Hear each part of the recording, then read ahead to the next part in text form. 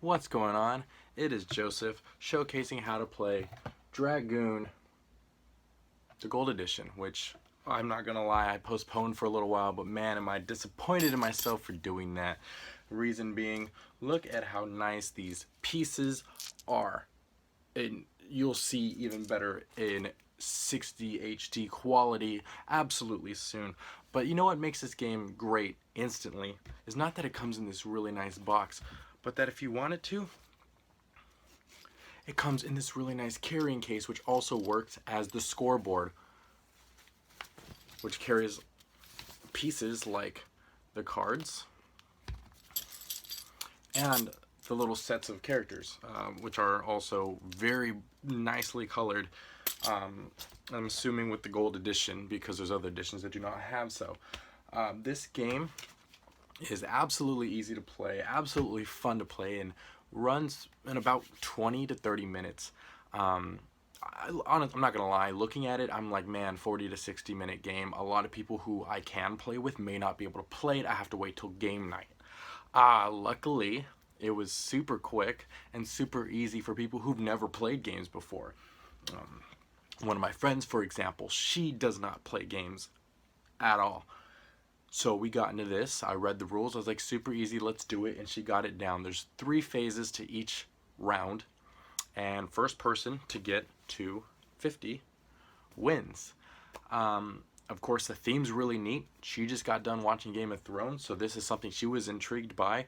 You're a dragon, you have a cave, you're collecting gold, and you're taking over cities and villages, which sounds absolutely fun to a fantasy lover like myself and people who are interested in it or getting into it.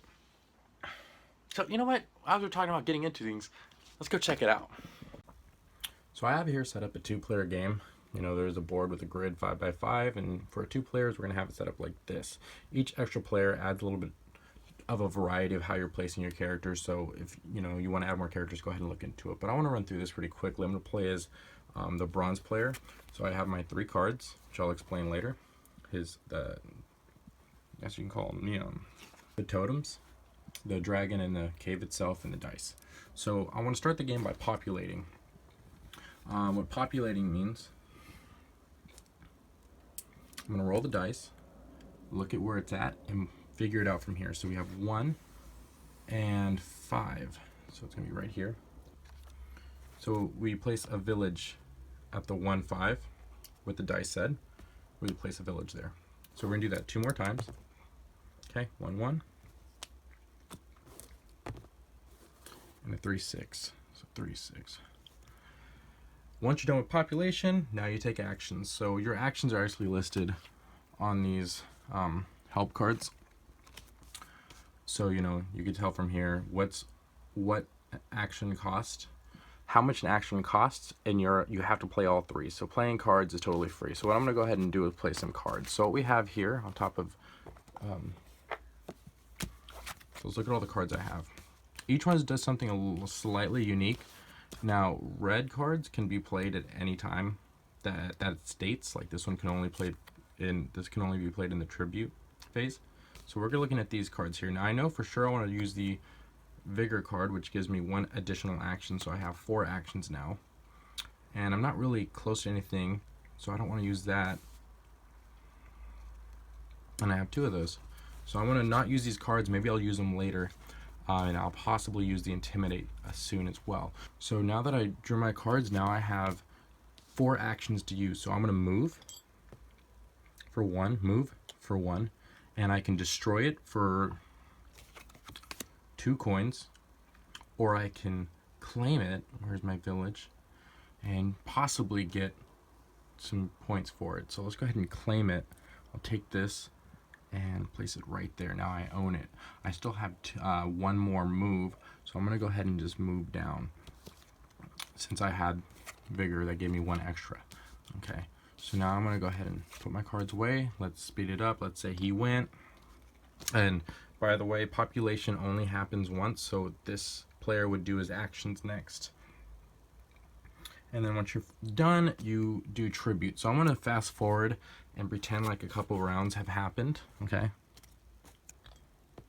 And let's just say that for now. This is a city. So what it says here is that cities offer more money based off the roll. So what does that mean? So bronze has 1 city taken. So you know what? I don't want to take the risk of rolling a 1, because as we see here, the 1 means that I lose a claimed village, and I only have 1 village, so I don't want to do that. So I'm going to go ahead and take the intimidation route here, which forces a 3, 4, 5 roll, which says here I get 1 gold. So I'm going to, over here on the marker, as you see here, I'm going to take my piece and move it to 1. I have 1 gold now. And I'll explain what these are later. Okay, so now he goes, let's say he rolls a 6, right?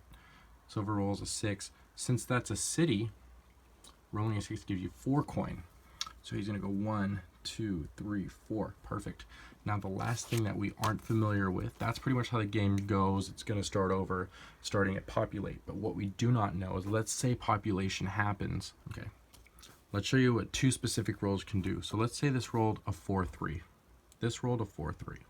Or let's say this rolled a 3, 3. So since this is 3, 3, it'd go from a village to a city. But what happens if you roll a 4, 4? Well, since the city already exists, the thief actually gets 3 coins from that. And now his package, his chest full of those 3 coins, go on 5, 4. That's right. You're actually rolling to see where his treasure chest is. I don't know if you noticed, one of the actions was to steal from the thief.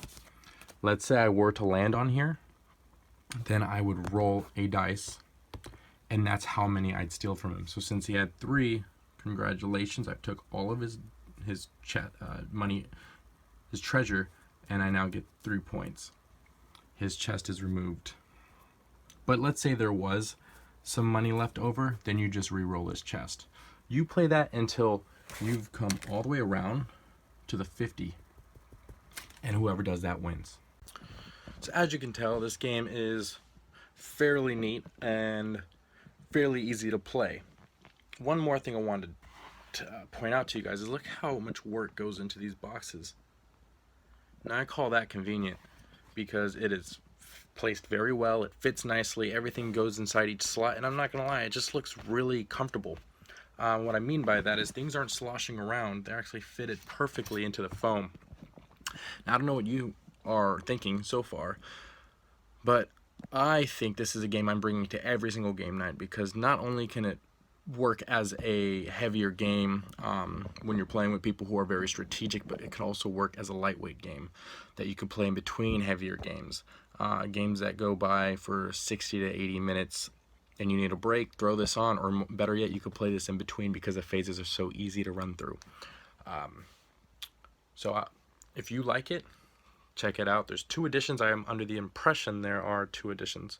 And there's also an expansion I'm going to get to soon enough. And if it's already out at this point, look below. And if it's not, I'm sorry, it'll be there soon.